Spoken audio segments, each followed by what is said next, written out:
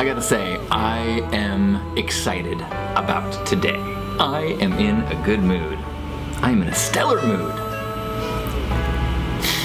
And today's topic is about how light attracts light and how stellar moods attract stellar moods.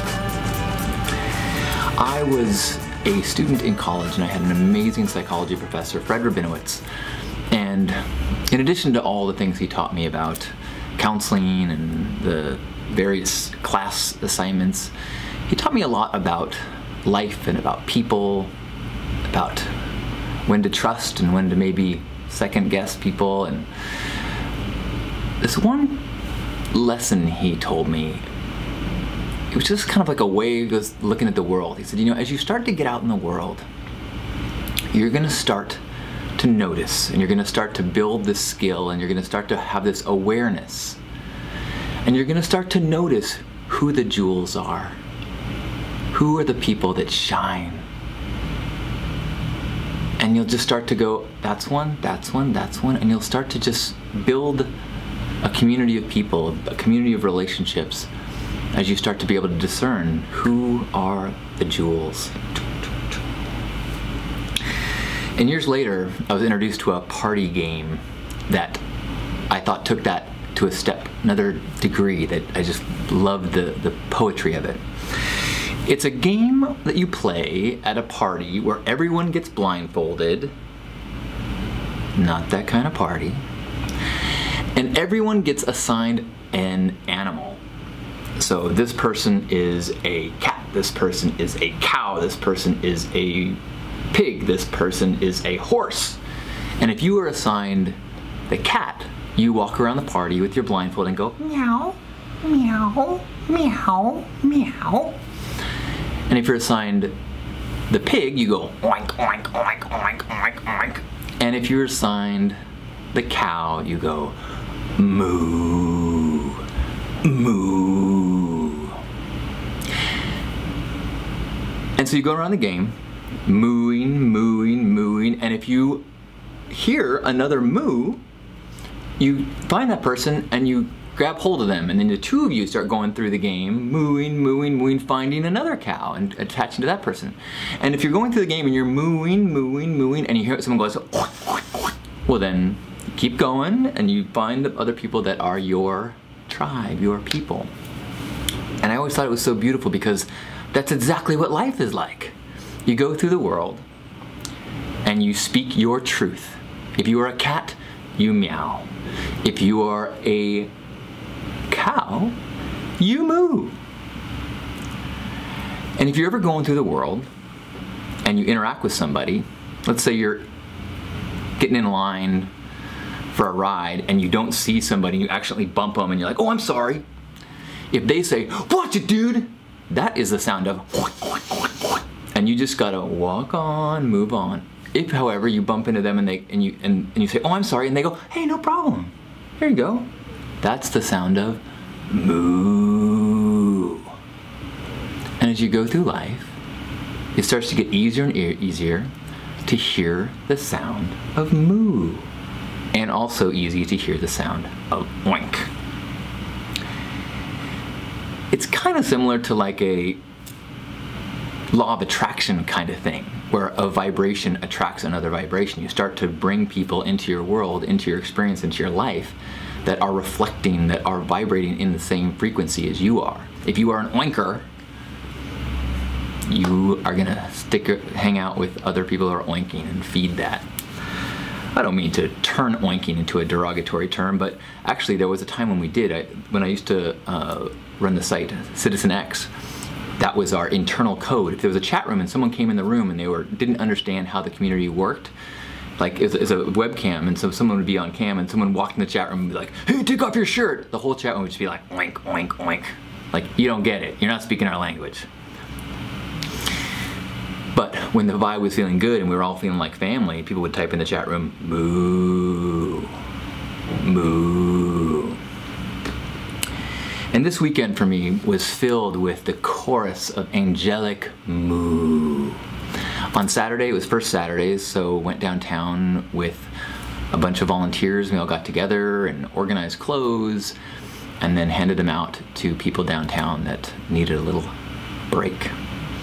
And then on Sunday, we had a Burning Man camp meeting with the Pink Heart crew in San Diego, and also patched in digitally to cities across the country, fellow campmates. We have 94 people in my camp this year. And in both of those circumstances, in both of these situations, in both of these families of tribes of people, I was just so overwhelmed with the reflection, with the sound of mooing, with the gems, the jewels of these people. Now, did any of these other people have pink hair? Maybe, but they didn't visually look like these are my tribe. We don't look alike, dress alike, act alike, but we had the same vibration, this loving vibration, this desire to be a good person in the world.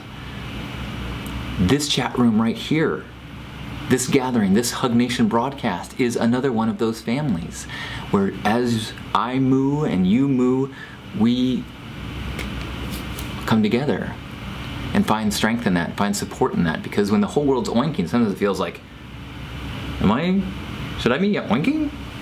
Am I a sucker for being the only one mooing?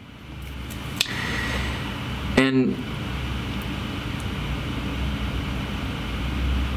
it's been an interesting shift for me, you know, as I'm opening my vision to be more than visual. Vision mean ability to see people, ability to see the gems, ability to see the jewels. Because if you look around the people on First Saturdays, these were not, you know, Burning Man people in sexy clothes. These are families, these are old, these are young, these are kids, these are misfits, these are popular kids. And the same is true with Pink Heart. We got grandparents and we got babies and we've got cool kids and we're all cool kids. And if you put them in a lineup and said, what do all of these people have in common? You'd probably go, they all walk upright. They all walk upright.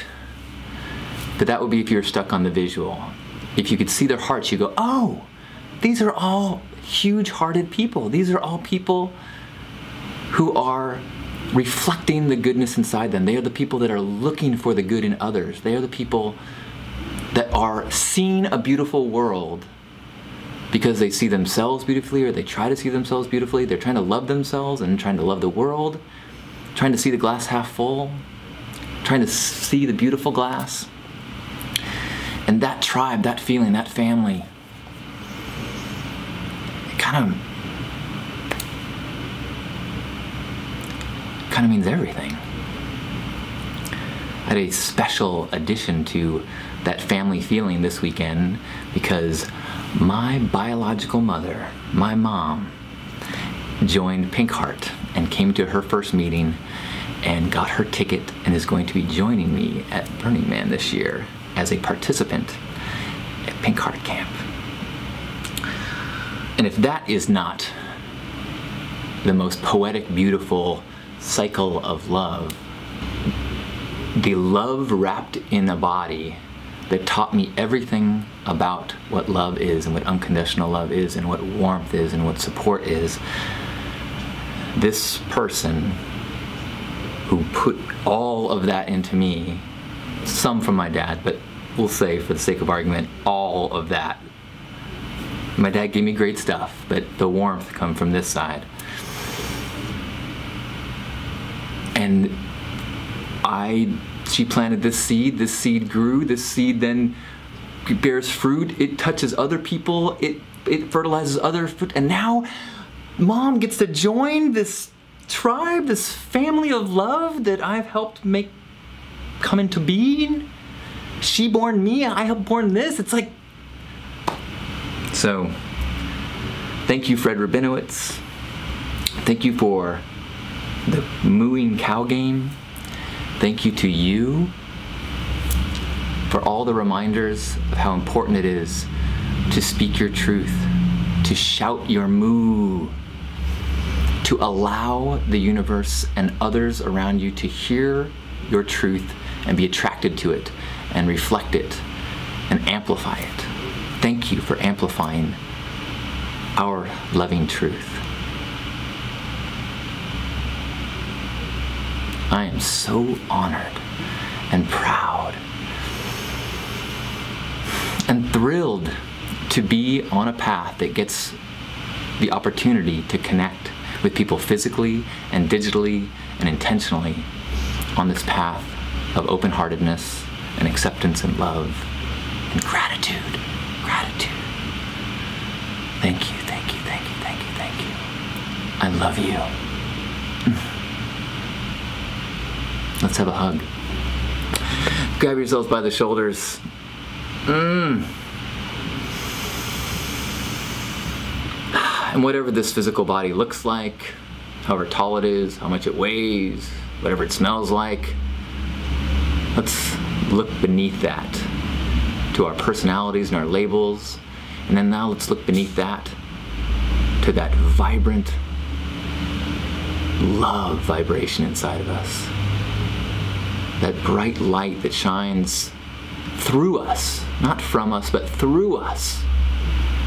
And when we can get out of the way, we can just let ourselves be a vehicle which that light can shine into the world through our actions, through our words, through our eyes.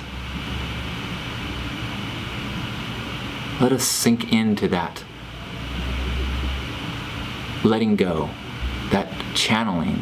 Let us allow that love to just shine through us as we take 3 breaths together, anchoring in this moment to the oneness of all of us, separate from all the labels, from all the physical expressions of us, but just that vibrant light, that love shining through us. Let it all shine through us together with 3 breaths, in through the nose.